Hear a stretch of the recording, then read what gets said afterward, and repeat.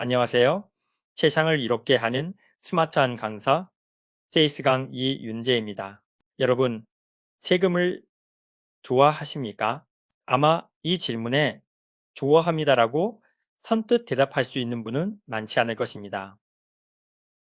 하지만 우리는 매일 세금을 내며 살아갑니다. 아침에 마신 커피 한 잔에도, 길을 달리는 자동차에도, 우리가 머무는 집에도 세금은 스며 있습니다. 피할 수 없는 것이 아니라 함께 살아가기 위해 반드시 필요한 장치이기 때문입니다. 그래서 중요한 질문은 세금을 내느냐, 내지 않느냐가 아니라 이 세금이 얼마나 공정한가입니다. 본격적으로 영상을 시청하시기 전에 좋아요, 구독, 알림 설정을 해주시면 감사하겠습니다. 오늘 저는 여러분께 한 가지 질문을 드리고 싶습니다. 주택 보유세를 올리면 누구에게 이익이 되고 누구에게 손해가 될까요? 그리고 그 선택은 정치와 민주주의에 어떤 흔적을 남기게 될까요? 이 질문을 AI에게 던지면 놀라울 만큼 빠르고 정확하게 자료를 정리해 줄 것입니다. 하지만 AI는 찬성과 반대를 선택하지 않습니다. 그 선택은 언제나 인간의 몫입니다. 그래서 우리는 기술이 발전할수록 오히려 더 깊은 질문을 던져야 합니다. 바로 어떤 관점에서 세상을 바라볼 것인가 하는 질문입니다. 같은 정책을 두고도 사람들은 전혀 다른 생각을 합니다. 여러 채의 집을 가진 사람은 평생 모은 재산에 왜 계속 세금을 더 얻느냐고 말합니다. 집이 없는 사람은 집값을 안정시키려면 보유세를 강화해야 한다고 말합니다. 세입자는 결국 그 부담이 월세로 돌아오는 것 아니냐고 걱정합니다. 정부는 세금이 있어야 복지와 교육, 국방과 안전망을 유지할 수 있다고 설명합니다. 이 말들 중에 틀린 말이 있을까요? 없습니다. 모두 자신의 자리에서는 충분히 타당한 이야기입니다. 그래서 인문학은 우리에게 묻습니다. 당신은 지금 누구의 자리에서 생각하고 있습니까? 이 질문을 조금 더 생생하게 느끼기 위해 우리는 실제로 우리 사회가 겪어온 이야기를 돌아볼 필요가 있습니다. 2005년 종합부동산세가 처음 도입되었습니다. 부동산 보유에 대한 형평성을 높이고 가격을 안정시키겠다는 취지였습니다. 그러나 제도가 바뀌고 세대별 합산 과세가 도입되면서 논란이 커졌고 세금 폭탄이라는 말이 등장했습니다. 그리고 2008년 헌법재판소가 판단을 내립니다. 제도 자체는 합헌이지만 세대별 합산 방식은 위헌이라는 결정이었습니다. 결혼했다는 이유로 더 많은 세금을 내게 하는 것은 평등 원칙에 어긋난다는 것이었습니다. 우리는 여기서 중요한 사실을 배웁니다. 아무리 좋은 취지라도 그 방식이 기본권과 충돌하면 수정되어야 한다는 점입니다. 시간이 흐르고 2021년 집값 상승과 함께 종부세 대상자가 100만 명을 넘었습니다.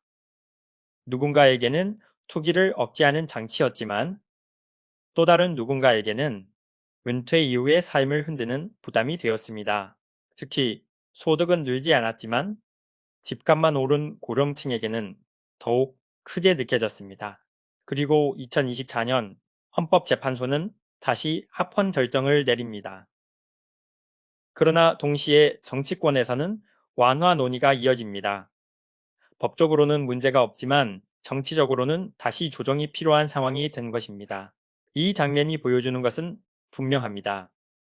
세금 정책은 한 번 결정되고 끝나는 것이 아니라 사회의 흐름 속에서 끊임없이 흔들리고 다시 다듬어진다는 사실입니다.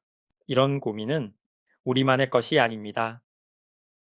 미국 캘리포니아는 오래 거주한 주민을 보호하기 위해 재산세 상승을 제안했습니다. 그 결과 같은 집이라도 언제 샀느냐에 따라 세금이 크게 달라지는 문제가 생겼습니다.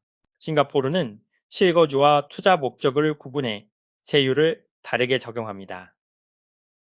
일본은 재산세를 지역 서비스와 직접 연결해 시민들이 체감할 수 있도록 운영합니다. 방식은 다르지만 질문은 같습니다. 누구를 보호할 것인가, 무엇을 억제할 것인가, 그리고 어떤 사회를 만들 것인가. 결국 하나의 정책에는 언제나 이익과 부담이 함께 존재합니다. 세금이 늘어나면 국가는 더 많은 일을 할 수 있습니다. 지역은 더 나은 서비스를 제공할 수 있습니다. 그러나 누군가는 더 많은 부담을 지게 됩니다. 그래서 민주주의는 정답을 찾는 과정이 아니라 균형을 찾아가는 과정이라고 말합니다. 여기서 정치가 등장합니다. 정치는 단순히 권력을 얻는 기술이 아니라 서로 다른 이해관계를 조정하는 기술입니다. 어떤 정책은 환영을 받고 어떤 정책은 반발을 부릅니다. 그 반응은 여론이 되고 여론은 다시 선거로 이어집니다. 하지만 국민은 단 하나의 기준으로 판단하지 않습니다. 세금뿐 아니라 물가, 일자리, 복지, 그리고 국가의 방향까지 함께 봅니다. 이제 우리는 AI 시대를 살고 있습니다.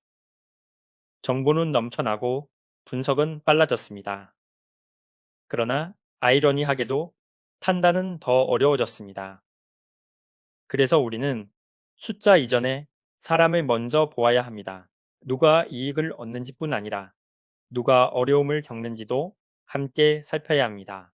AI는 계산을 합니다. 인간은 공감합니다. AI는 예측을 합니다. 인간은 책임을 집니다.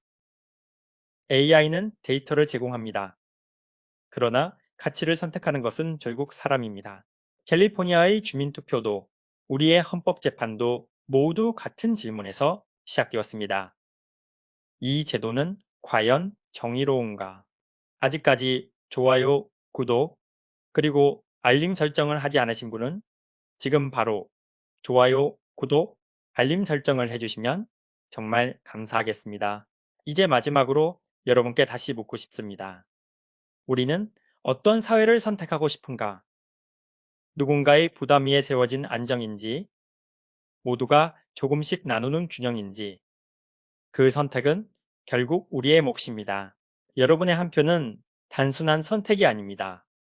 그것은 우리가 어떤 가치를 더 소중히 여기는지를 보여주는 인문학적 결단입니다. 기술은 점점 더 발전할 것입니다. 그러나 방향을 정하는 것은 언제나 인간입니다. 기술은 도구입니다. 가치는 사람에게 있습니다. 이상은 세상을 이롭게 하는 스마트한 강사, 세이스강 이윤재였습니다. 감사합니다.